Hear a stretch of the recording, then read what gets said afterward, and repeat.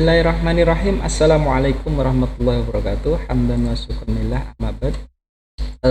Alhamdulillah pada kesempatan kita hari ini masih bisa belajar, dan tentunya dalam keadaan yang berbeda karena kita menggunakan pembelajaran melalui daring. Akan tetapi dalam kesempatan kali ini, walaupun kalian belajarnya melalui daring, harapan saya kalian tetap semangat, tetap sehat, dan tetap salam olahraga. Ya, sebelum nanti kita masuk, Bapak perlu sampaikan di sini untuk tujuan kita pembelajaran hari ini, yaitu tentang HIV dan AIDS. Di situ kita tampilkan tujuan dari pembelajaran ini.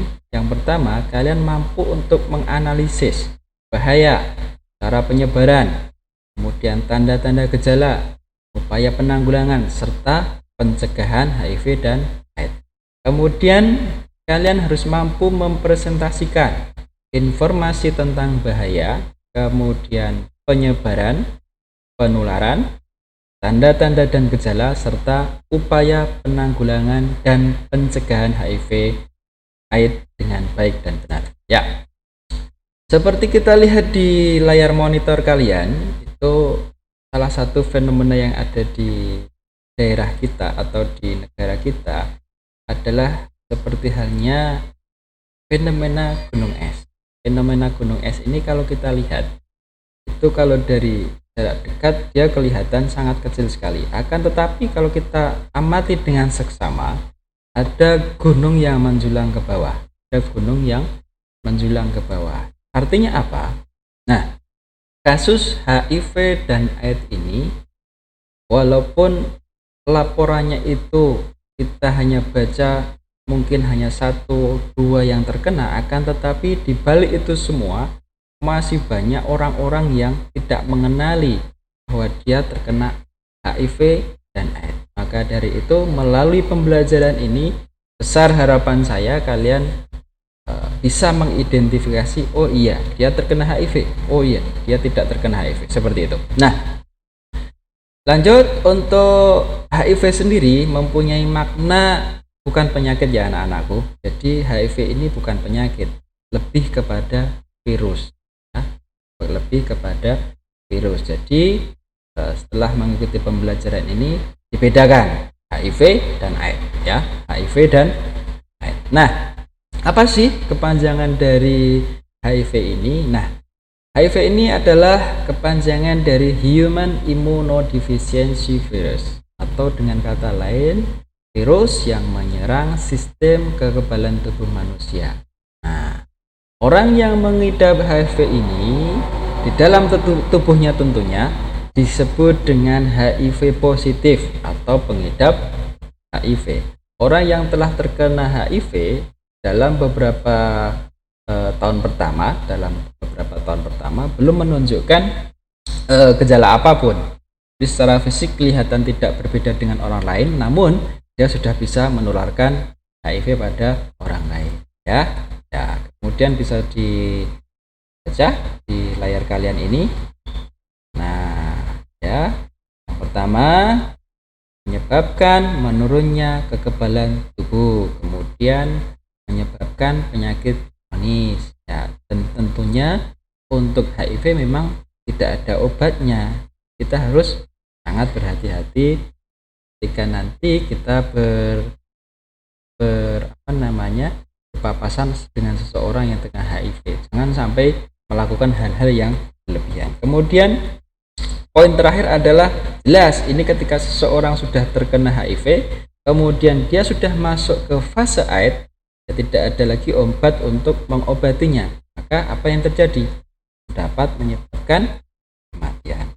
Bisa kalian lihat di layar monitor kalian masing-masing, itu adalah salah satu bentuk daripada HIV ya, daripada HIV. Nah, kemudian kita masuk ke pembahasan selanjutnya, yaitu tentang AIDS ya. Kalian baca sendiri ya. A itu apa, kemudian I itu apa, kemudian D itu apa, dan S. Nah, setelah kalian baca, kita deskripsikan bersama-sama.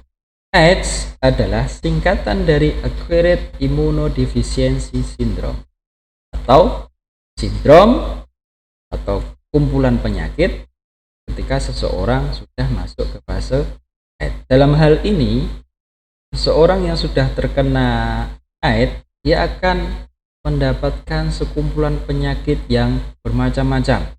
Ini karena apa? Karena menurunnya sistem kekebalan tubuh manusia. Sistem kekebalan tubuh manusia. Next. Nah, bagaimana sih ketika seseorang terkena HIV ini? Nah, kalian lihat di layar monitor kalian. Tubuh kita mempunyai sel darah putih. Kemudian sel darah putih ini yang melindungi dari berbagai macam penyakit seperti diare dan batuk. Maka ketika kita terkena penyakit, itu hal pertama yang akan kita rasakan yaitu kita merasakan demam. Kalian tahu kenapa seseorang demam? Benar, karena memang tubuh kita melawan melalui sel darah putih, melawan penyakit sel darah putih. Ini penting. Ini penting kita sampaikan karena hal ini kita jarang mengetahui bahwa fungsi daripada sel darah putih. Kemudian ketika seseorang ini terkena virus HIV, nah virus HIV ini akan menyerang dan membunuh sel darah putih. Ya, ingat, ketika seseorang terkena HIV atau virus HIV, virus ini akan menyerang dan membunuh sel darah putih, sehingga tubuh kita tidak bisa melawan penyakit, ya, tidak bisa melawan penyakit. Kemudian selanjutnya, nah, untuk perkembangan HIV/AIDS atau dimana seseorang dikatakan dia sudah terkena HIV, nah fase-fasenya seperti ini anak-anakku. Fase yang pertama bisa kita lihat di layar monitor kalian di bawah itu 3 sampai 6 bulan. Nah, 3 sampai 6 bulan. Ya. Di fase ini seseorang masih normal, bahkan dia masih bisa berolahraga, bermain, kemudian berkomunikasi dengan yang lain. Nah, ini bisa kita katakan dengan periode jendela atau periode awal seseorang terkena HIV. Nah, seseorang yang telah terinfeksi HIV ini sama sekali tidak menunjukkan gejala apapun, ya, tidak menunjukkan gejala apapun. Beberapa kejadian yang bisa dialami seseorang pengidap HIV pada fase ini antara lain adalah beberapa gejala flu, pusing, lemas, kemudian demam, kemudian dan lain-lain sebagainya. Hal ini biasanya terjadi antara 2 sampai 4 minggu setelah seseorang terinfeksi HIV. Akan tetapi ketika normalnya seseorang terkena flu ini kan biasanya hanya 1 minggu. Nah, pada fase ini atau fase jendela, dia mengalaminya rentangnya agak panjang, 2 sampai 4 minggu. Pada fase periode jendela ini, di dalam darah pengidap HIV belum terbentuk antibodi HIV. Sehingga apabila darahnya dites dengan jenis tes yang cara kerjanya adalah mencari antibodi HIV, maka hasil tes yang akan didapat adalah tes negatif. Fase periode jendela ini berlangsung selama sekitar 3 bulan sampai 6 bulan dari saat seorang terkena infeksi HIV. Kemudian pada fase ini seseorang pengidap HIV tidak menunjukkan gejala sama sekali, ya. Perlahan-lahan jumlah CD4 itu sel darah putih, ya, dalam darah menurun karena diserang oleh HIV. Kadang ada keluhan berkaitan dengan pembekakan di kelenjar getah bening, tempat di mana sel darah putih diproduksi, seperti itu. Kemudian masuk ke periode selanjutnya atau periode HIV, yaitu 5 sampai 10 tahun atau bisa kita bisa kita masukkan ke dalam fase simptomatik atau fase bergejala. Pada fase ini, seseorang yang mengidap HIV akan mengalami gejala-gejala ringan namun tidak mengancam nyawanya.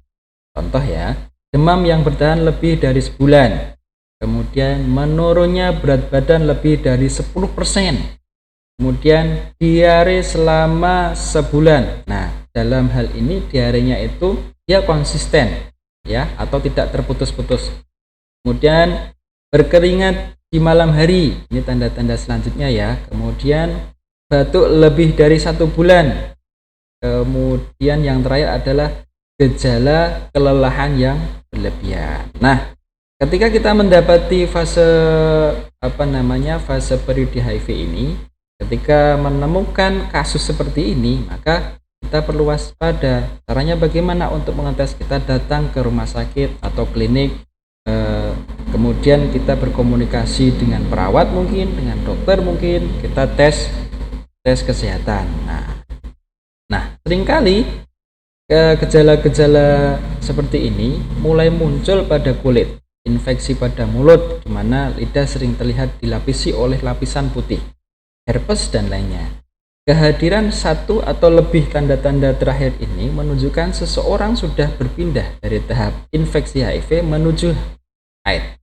Bila hitungan CD4 atau sel darah putih turun, maka pada umumnya gejala menjadikan parah sehingga membutuhkan perawatan yang lebih intensif ya. Jadi perlu kita waspadai ketika sudah memasuki periode ini 5-10 tahun. Nah, itu berarti sudah masuk di fase terakhir atau fase AIDS ya. Di bawah ini setelah 5-10 tahun itu kita sudah masuk di fase AIDS, yaitu ketika seseorang sudah terkena AIDS, maka paling lama 2 tahun atau kurang lebih 1-2 tahun. Nah, pada fase seseorang pengidap HIV telah menunjukkan gejala-gejala AIDS, ini menyangkut tanda-tanda yang khas pada AIDS, yaitu adanya infeksi penyakit yang muncul karena kekebalan tubuh manusia sudah sangat lemah, seperti PCP, kemudian atau radang paru-paru, kemudian kandidiasis atau jamur, sarkoma kaposis atau kanker kulit, tuberkulosis, berat badan menurun drastis, diare tanpa henti, dan penyakit lain yang berakibat fatal. Ada juga gangguan saraf, ya kan? Ini kan ilmuwan terbaru menemukan bahwa seseorang yang terkena AIDS bisa juga terserang sarafnya, yaitu hilangnya ketajaman daya ingat, kemudian timbulnya gangguan gejala mental, dan perubahan perilaku yang progresif. Kemudian disfungsi kognitif secara terjadi dengan tanda awal diantaranya adalah tremor atau badan itu serasa bengkak. Nah, setelah kita mengetahui berbagai macam HIV dan cara penularannya, kemudian AIDS itu yang dimaksud AIDS itu seperti apa, kita akan masuk kepada pembahasan berikutnya, yaitu di mana saja sih virus ini berada dan bagaimana cara menularkannya. Silakan dilihat di atas monitor kalian ya, yang saya tunjuk ini ada tulisan virus HIV ya. Jadi virus HIV ini bisa kita dapatkan, bisa diperoleh dari berbagai macam cairan, atau bisa kita ingat-ingat salah satu cairan yang banyak mengandung protein adalah penyebab HIV bisa tertular, atau melalui perantara yang banyak mengandung cairan protein. Yang pertama, darah. Mengapa ini bisa terjadi? Karena transfusi darah yang tercemar HIV dan atau transplantasi organ yang tercemar HIV akan secara langsung membuat orang yang menerima darah atau organ tubuh tersebut tertular HIV, karena virus langsung masuk ke dalam sistem dan penerima ya, seperti itu. Kemudian melalui cairan air susu ibu atau air susu ibu ya. Di sini bisa dilihat penularan HIV dari perempuan pengidap HIV bisa terjadi melalui beberapa proses. saat menjalani kehamilan, kemudian saat proses melahirkan melalui pemberian ASI. Seperti itu. Kemudian salah satu aspek yang ketiga yaitu cairan vagina, di mana ketika seseorang melakukan kontak tubuh itu dari salah satu laki-laki atau perempuan.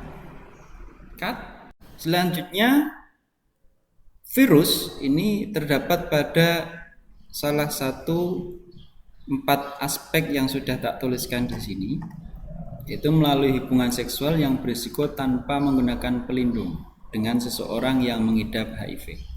Ketika seseorang perempuan melakukan kontak badan, dia akan menghasilkan cairan vagina. Kemudian untuk yang laki-laki, ketika dia sudah melakukan kontak badan juga, otomatis akan mengeluarkan cairan mani. Nah, maka penularan HIV ini dari perempuan atau dari laki-laki pengidap HIV bisa terjadi melalui beberapa proses, ya, yaitu kontak badan seperti itu. Kemudian air susu ibu, ya. Air susu ibu ini adalah salah satu penyebab terpaparnya HIV/AIDS, karena saat menjalani kehamilan otomatis di dalam janin itu terdapat cairan yang tentunya akan terbawa oleh genetik si anak. Kemudian saat melahirkan, kemudian melalui pemberian ASI seperti itu. Mengingat pola penularan HIV ini yang setelah tak sebutkan di awal, maka terdapat orang-orang yang memiliki perilaku resiko tinggi untuk terinfeksi HIV. Yaitu yang pertama, perempuan dan laki-laki yang bergonta-ganti pasangan. Perempuan laki-laki yang bergonta-ganti pasangan. Nah, kemudian ada pekerja seks komersial serta pelanggan-pelanggannya. Kemudian pasangan laki-laki pelanggan pekerja seks misalnya. Yang keempat adalah penggunaan narkotika suntik yang menggunakan jarum suntik secara bersamaan. Nah, setelah kita mengetahui virus ini ada di dalam 4 unsur ini, maka apa yang akan kita lakukan? Yang pertama, beberapa perilaku atau tindakan atau perbuatan yang tidak menularkan HIV. Ya, jadi setelah kita mengetahui 4 unsur tadi, maka kita juga perlu mengenali perilaku apa sih yang tidak menularkan HIV. Yang pertama, bersentuhan dengan pengidap HIV. Otomatis ya, ketika bersentuhan dengan kontak yang itu tidak secara langsung, tidak akan menularkan HIV. Kemudian berjabat tangan, kemudian bersentuhan dengan pakaian dan barang-barang bekas pakai ODHA, atau orang dengan HIV/AIDS. Kemudian poin keempat yaitu bersin dan batuk. Yang kelima, berciuman. Kemudian yang keenam, melalui makanan dan minuman. Kemudian yang ketujuh, berenang bersama di kolam renang. Kemudian yang ke-8, menggunakan WC atau jamban yang sama dengan pengidap HIV. Kemudian yang terakhir adalah melalui gigitan nyamuk. Jadi dari ke-9 unsur itu tidak berpotensi untuk menularkan HIV dan AIDS. Nah, bagaimana bisa HIV ini bisa pindah? Yaitu sudah tadi Bapak terangkan di awal, yaitu melalui kontak badan, kemudian penggunaan jarum suntik, ya, penggunaan jarum suntik yang tidak steril, kemudian transfusi darah. Ketika transfusi darah, maka seseorang otomatis akan menggunakan atau mendonorkan darah atau transplantasi organ, sehingga dia langsung masuk ke organ tubuh. Kemudian melahirkan dan menyusui, ya, dari ibu ke anaknya. Hal ini sangat berpotensi sekali untuk menularkan HIV dan AIDS. Nah, setelah kita mengetahui, maka kita masuk ke pembahasan prinsip penularan HIV. Bisa kita lihat di layar monitor kalian. Yang pertama yaitu exit atau keluar melalui yang Bapak sebutkan di awal tadi, kontak badan, kemudian tanpa pengaman, kemudian gonta-ganti pasangan. Kemudian faktor yang kedua adalah prinsip penularan survive. Ya, survive dalam artian virus atau HIV ini harus dalam keadaan hidup. Jadi kalau dia sudah mati, otomatis dia tidak akan bisa untuk menularkan HIV. Kemudian sufficient, ini artinya lebih kepada jumlah penularannya.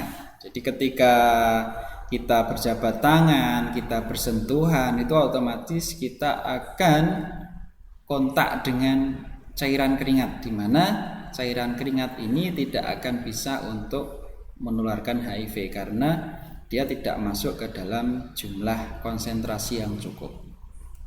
Kemudian faktor E yang keempat yaitu enter atau masuk. Jadi HIV pada prinsipnya dia harus masuk ke dalam tubuh seseorang. Jadi entah itu melalui kontak badan atau dengan jarum suntik mungkin seperti itu. Jadi silahkan diingat-ingat, ada 4 prinsip penularan ketika seseorang menularkan HIV dan AIDS. ESSE, easy, keluar, cukup, hidup, masuk. Atau bisa kita buat lebih gampang lagi dengan membuat jembatan keledai yaitu kecubduma, keluar, cukup, hidup, masuk. Di pembahasan berikutnya kita masuk kepada strategi pencegahan penularan usia produktif atau primary prevention. Penting untuk mengetahui cara melindungi diri dari HIV dan AIDS karena pandemi AIDS merupakan suatu keadaan darurat. Yang dimaksud keadaan darurat di sini adalah suatu keadaan yang memerlukan tindakan segera untuk mencegah berkembangnya ke arah kondisi yang lebih fatal. Kedaruratan pandemi AIDS terletak pada kemungkinan penularannya karena sekali tertular HIV belum ada obat yang dapat menyembuhkan. Sekali lagi, belum dapat disembuhkan dengan obat apapun. Obat yang ada hanyalah untuk menekan laju pertumbuhan atau perkembangan HIV dalam tubuh pengidapnya. Berdasarkan hal itu, salah satu cara penanggulannya yang terbaik yaitu dengan melakukan pencegahan. Pepatah mengatakan pencegahan lebih bagus, lebih baik daripada mengobati. Pencegahan tentu harus dikaitkan dengan cara-cara penularan HIV. Maka di layar kita itu sudah ada strategi pertama ketika kita mengetahui atau di daerah kalian mungkin ada yang terpapar HIV, maka kita harus mengambil ibrah atau pelajaran dari HIV. Yang pertama, kita membuat kunci yaitu ABCD. Yang pertama yaitu abstinen. Absen, tidak melakukan hubungan seks sama sekali. Nah, ketika kita belum masuk umur dan belum menikah, terlebih-lebih belum menikah, yang pertama kita harus mencegah yaitu perilaku seks bebas. Seringkali kita mendengar berita di media massa, di koran, televisi, banyak sekali anak-anak yang dimana mereka masuk di usia produktif sudah melakukan hubungan seks bebas. Ketika hal ini dilakukan tanpa ada peraturan yang itu mengikat, kemudian tanpa disadari si A terkena penyakit HIV, otomatis akan menularkan kepada korban-korban yang lain, dan tentunya ini sangat membahayakan sekali. Kemudian yang selanjutnya, be faithful, yaitu harus saling setia kepada pasangan masing-masing. ya, harus setia. Satu saja insya Allah cukup. Hanya melakukan hubungan seksual dengan satu orang dan saling setia. Hal ini penting untuk menghambat daripada laju HIV dan AIDS. Tentunya pada kelompok remaja, terutama di lingkungan sekolah ini, informasi ini bisa ditekankan pada melakukan hubungan seksual dengan satu orang dan saling setia, dan tentunya resmi sebagai suami istri. Resmi sebagai suami istri. Kemudian C yang ketiga yaitu kondom atau alat pengamanan ya. Jadi apabila salah satu pasangan sudah terinfeksi HIV atau tidak dapat saling setia, maka alternatif atau strategi yang selanjutnya yaitu menggunakan pengaman untuk menghambat atau mencegah penularan HIV. Kemudian D yang ketiga yaitu no drug. Seringkali kita lihat di media televisi, sekali lagi ketika seseorang ini menggunakan obat-obatan terlarang, dia seringkali menggunakan cairan yang langsung dimasukkan ke dalam tubuh ya, entah itu melalui suntikan, entah itu dihisap, dihirup. Akan tetapi kembali lagi bahwa salah satu penyebab tertular HIV adalah jarum suntik, yang mana ketika jarum suntik ini digunakan bersama-sama berarti otomatis akan menularkan penyakit. Kemudian education atau pendidikan. Dengan pendidikan atau dengan sosialisasi di usia remaja, tentunya kita tekankan bahwa hal ini adalah yang perlu kita pelajari, tetapi jangan sampai ketika kita menemui ODHA atau ODA itu kita tinggalkan. Perlu kita kembalikan bahwa ketika kita sudah mempelajari hal ini, ODA ini bukan untuk kita jauhi, akan tetapi untuk kemudian untuk kita ikutkan ke dalam program-program pengobatan. Yang kembali lagi bahwa ketika ini sudah masuk di fase HIV, bisa dilaju pertumbuhannya untuk tidak masuk ke fase AIDS. Ada beberapa jenis pelayanan ketika seseorang sudah terpapar atau terkena AIDS. Salah satu dari penanggulangan HIV dan AIDS adalah penyediaan maksud saya layanan-layanan masyarakat selain komunikasi, informasi, dan edukasi.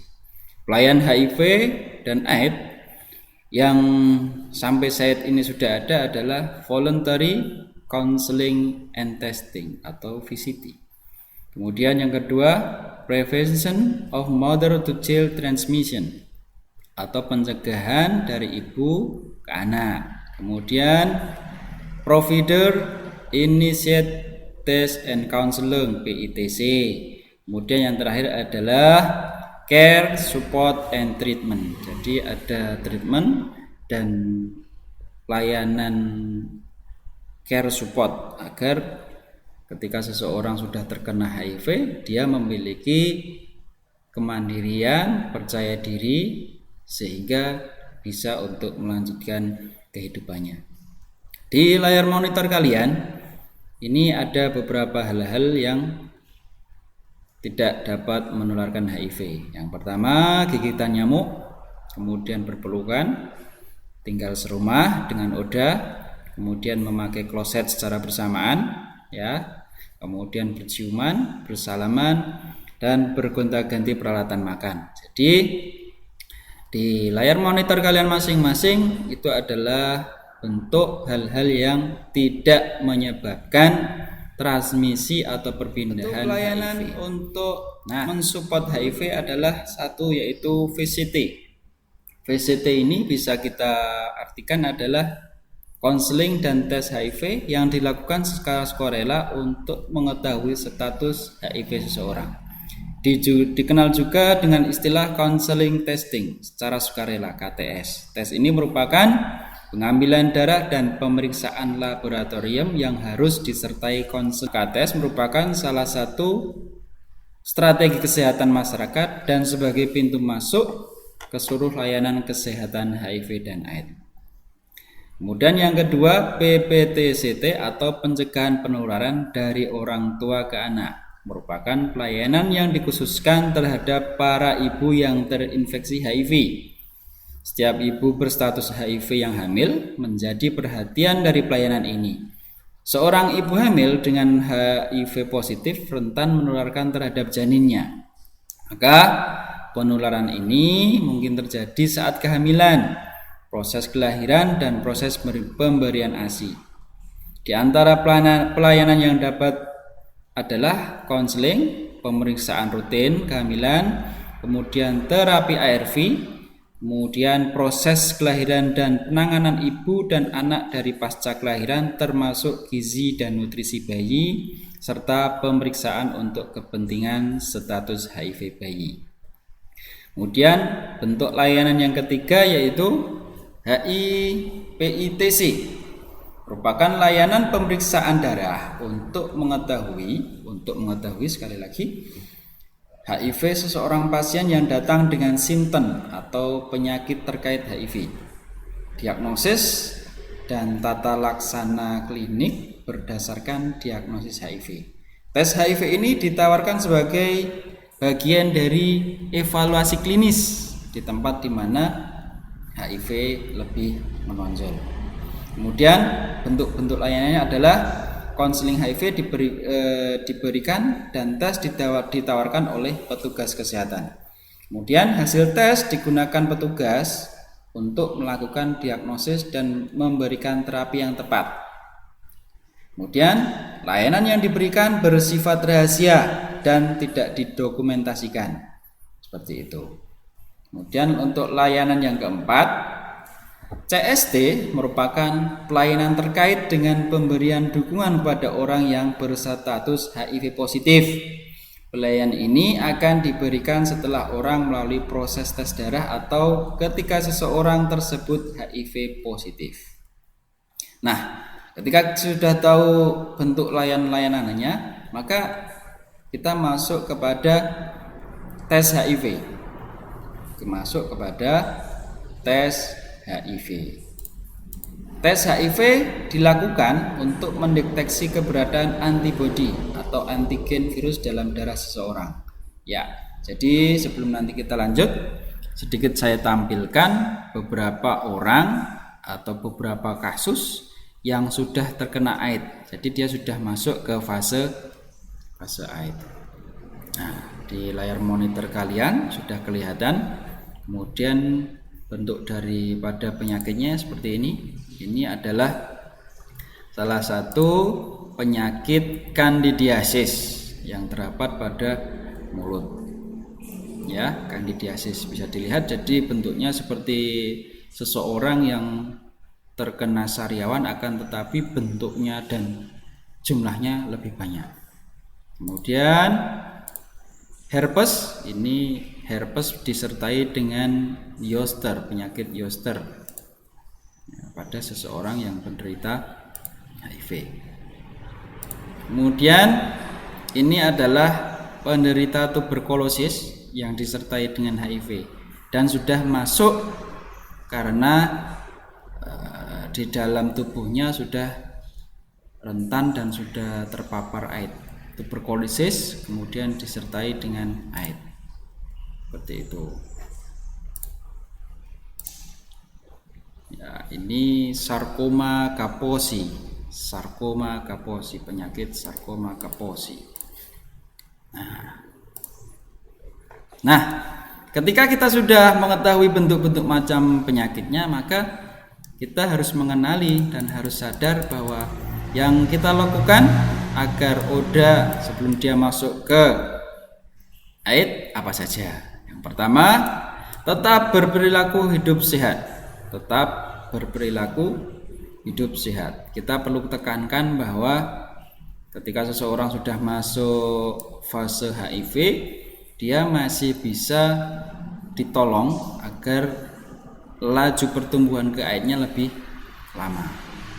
Ada beberapa macam layanan yang sudah tadi tak sampaikan, layanan-layanan yang terkait untuk hajat hidupnya penderita lebih panjang. Kemudian perilaku selanjutnya agar Oda tetap sehat yaitu behavior to change, mengubah perilaku dari perilaku yang tadinya kurang bagus menuju ke perilaku yang lebih positif lagi, dan tentunya tidak mengulang-ulang peristiwa seperti yang Bapak terangkan di awal, kontak badan, kemudian menggunakan obat-obatan dan lain sebagainya. Kemudian yang ketiga, rutin memeriksakan kesehatan secara teratur, karena hal ini untuk menjembatani proses daripada tubuhnya agar tetap sehat di dalam kehidupannya.